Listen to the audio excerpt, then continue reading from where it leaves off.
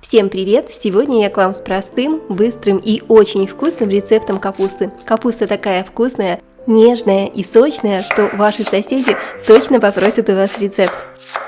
Капусту тонко шинкую. Мне понадобится примерно половинка небольшого кочана капусты. Грамм 300-400 будет достаточно. Отправляю капусту в миску и заливаю кипятком, так чтобы вода полностью покрыла капусту. Пока отставлю капусту в сторону, пусть она постоит минут 10-15 и немножечко обмякнет. Варить ее не нужно, залить кипятком, этого будет достаточно. Одну крупную луковицу нарезаю полукольцами. Я использую красный лук, вы можете взять обычный белый репчатый лук, но с красным получается ароматнее. Разогреваю растительное масло, отправляю лук и обжариваю 2-3 минутки на среднем огне, чтобы лук стал прозрачным. Пока жарится лук, тру на терке одну крупную морковку.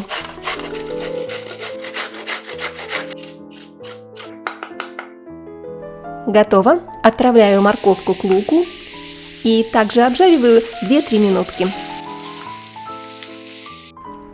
Нарежу один болгарский перец. Друзья, я понимаю, что перец сейчас удовольствие не из дешевых, но может быть у вас есть перец, который вы вырастили на даче, заморозили, и вы можете добавить горсточку замороженного перца сюда же к овощам.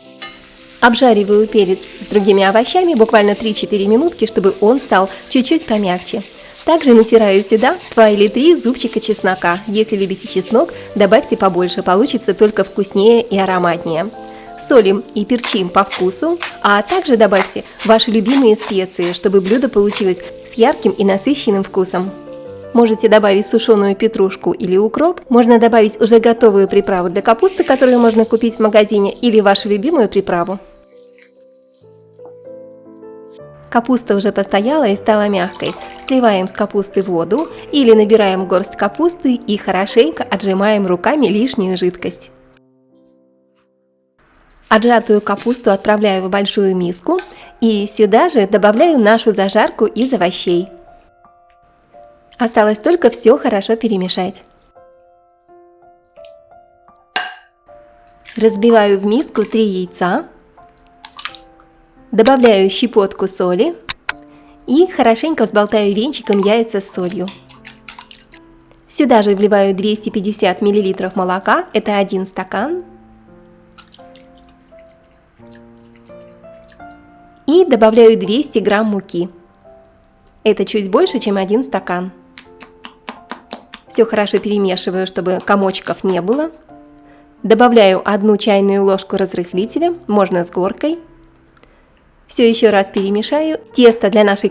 Посмотрите, примерно вот такой консистенции тесто должно получиться и у вас.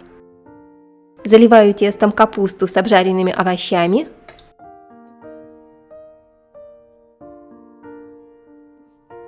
И еще раз перемешаем.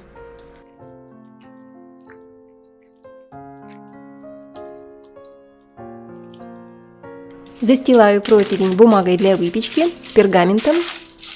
И смажу пергамент растительным маслом, чтобы пицца не пригорела и легко отходила от бумаги. Выливаем тесто на противень. И вот так равномерно распределяем по всему противню при помощи ложки или лопаточки. Духовку я уже разогрела до температуры 180 градусов. И чтобы наша пицца из капусты получилась еще более вкусной, давайте натрем небольшой кусочек сыра. Сыра берем грамм 100-150. Посыпаем капустную пиццу сыром. Сыра не жалеете, друзья, это такой вкусный рецепт, что в этом случае как раз очень подходит выражение, когда капуста вкуснее мяса. И отправляем наш капустный пирог в духовку на 30-35 минут до красивого золотистого цвета и аппетитной румяной корочки. Получилось очень вкусно, друзья, нежно, сочно. Я вам сразу рекомендую готовить двойную порцию, особенно если готовите этот пирог на большую семью. Благодарю вас за лайки, подписку и комментарии. Буду рада вас увидеть в моем новом вкусном видео. Подписывайтесь на канал, делитесь рецептом с друзьями. А я напоминаю, что меня зовут Олеся. Вы на канале Готовим дома. Желаю вам приятного аппетита, вкусной капустной пиццы. Пока-пока и скоро увидимся!